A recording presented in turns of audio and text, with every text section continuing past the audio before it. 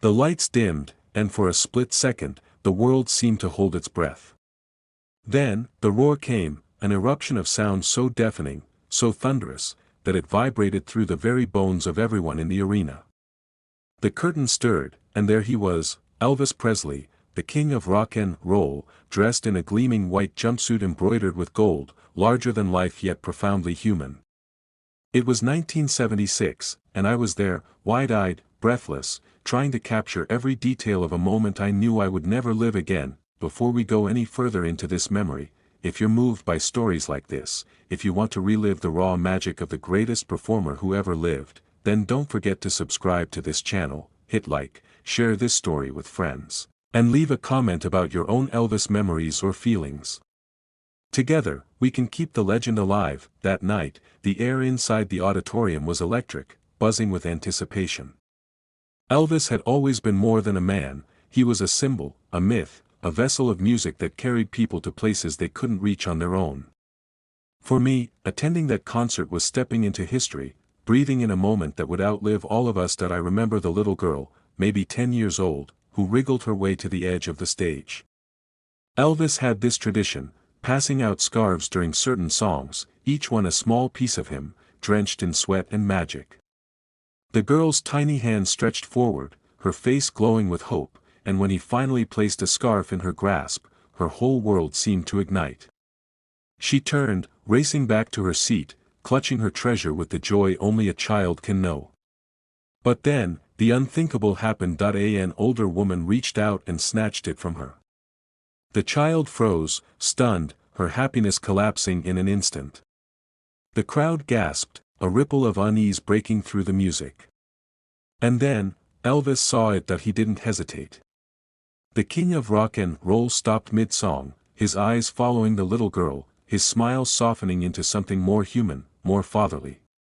Without a word of scolding or judgment, he called her back to the stage. She walked hesitantly, the spotlight now warming her small shoulders, and Elvis bent down with that mischievous smile he always carried.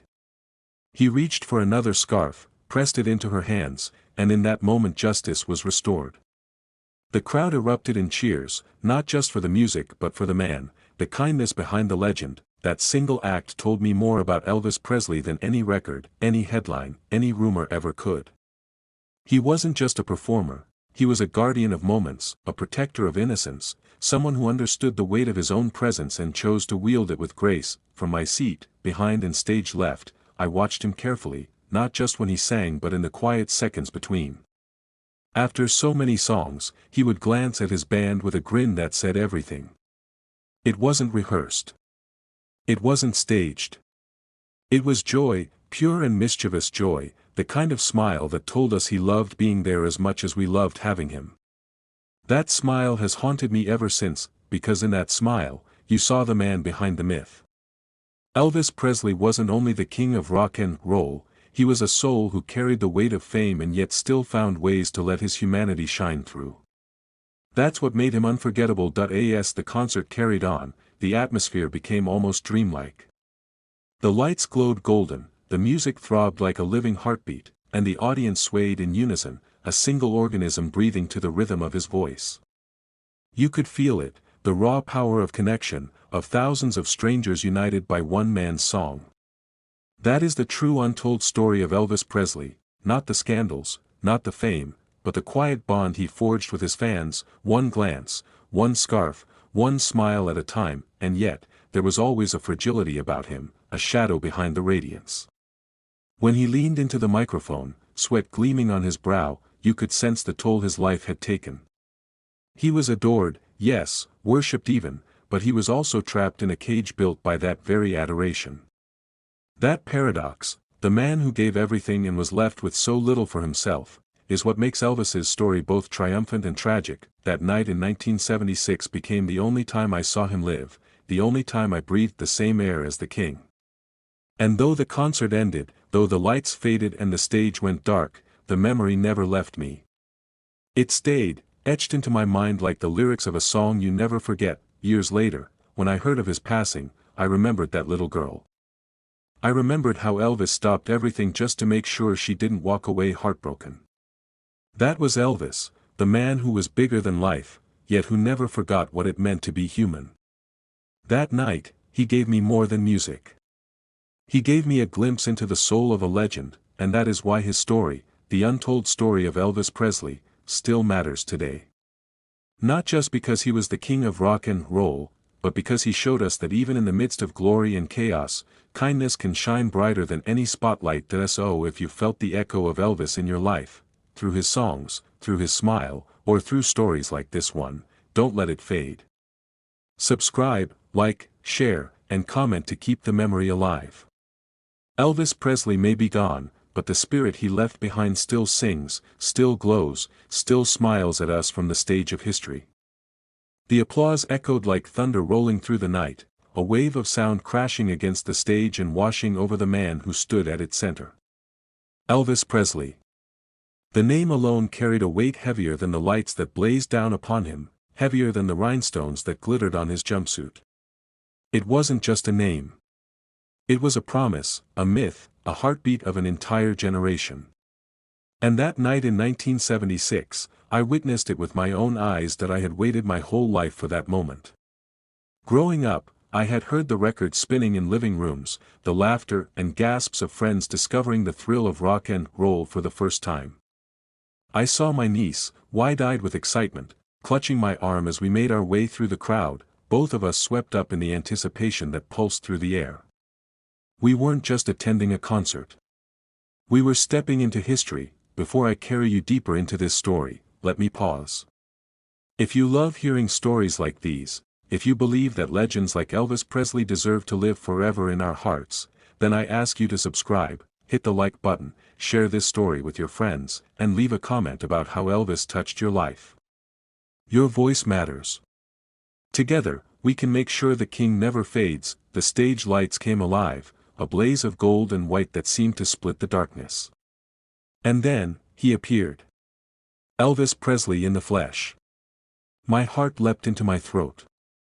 The king of rock and roll stood before us, his presence both commanding and strangely intimate. He wasn't just performing, he was inviting us into his world. One song at a time, the music began.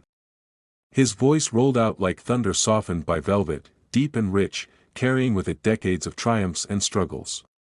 Every note he sang seemed to etch itself into the skin, into the bones, as though the sound was part of our very breath.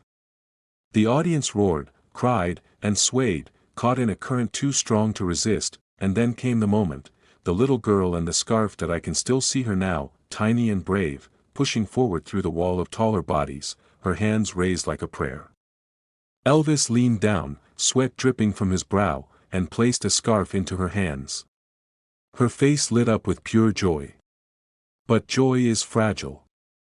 As she turned to run back to her seat, an older woman snatched it from her grasp. The crowd murmured, uneasy, the spell almost broken, but Elvis saw that he stopped. Just like that, the music, the movement, the entire roaring machine of the concert paused. His eyes softened, his smile shifted, and with the gentleness of a father and the authority of a king, he called the girl back. I'll never forget the sight of her climbing onto that stage, the spotlight turning her small frame into something immortal. Elvis bent down, took another scarf, and pressed it into her hands. Justice restored, not with anger, not with punishment, but with kindness. That was Elvis. The untold story isn't in the tabloids or the myths spun around his personal life. It's in these moments, the split-second choices that revealed his heart. He wasn't perfect. He wasn't always strong. But he was real, and he understood the power of mercy. The crowd erupted in applause, louder than before, tears streaking down the faces of strangers who suddenly felt like family. Elvis straightened, turned back to the microphone, and with that mischievous grin of his, carried us all forward into the next song. From where I sat, I saw the little things most people missed. After each song, he'd glance at his band, nodding, smiling, sharing silent jokes with them. He wasn't just performing. He was living. The sweat rolled, the rhinestones glistened, and every time he turned back to face us, that smile, oh, that smile, made you feel like he was singing directly to you. It was human. It was vulnerable. It was beautiful, but beneath the magic, I sensed something else. Elvis Presley was a man carrying an invisible weight. You could see it in the way he leaned into the mic a little longer than necessary, in the weariness that lingered just behind the sparkle in his eyes. Fame had built him into a giant, but it also trapped him. He was adored, yes. Worshipped, even. But adoration is a cage when it never lets you rest. Still, for those hours, none of that mattered. He gave us everything: his voice, his body, his smile, his very soul poured out like water into the thirsty desert of our longing. The concert stretched into a fever dream of sound and light. My niece clapped until her palms turned red, her eyes shining as though she were staring at a god. I held on to every moment, every lyric, every breath, knowing even then that this would be my only chance, and then, all too soon, it ended. The lights dimmed. The music slowed. Elvis stood there, larger than life yet heartbreakingly fragile, and bowed. The roar that followed was like nothing I've ever heard before or since. It wasn't just applause. It was gratitude, sorrow, worship, and love all tangled together in a sound that shook the rafters. That I left the arena that night changed.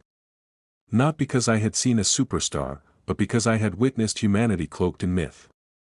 Elvis Presley wasn't just the king of rock and roll, he was a man who could stop a concert to make a little girl smile again.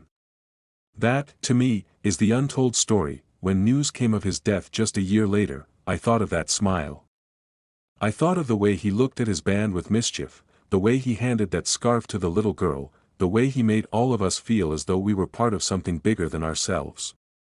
And I wept, because in that moment, the world lost more than a singer. It lost a piece of its soul, but memory is powerful. And as long as we tell these stories, as long as we keep the music alive, Elvis Presley is never truly gone.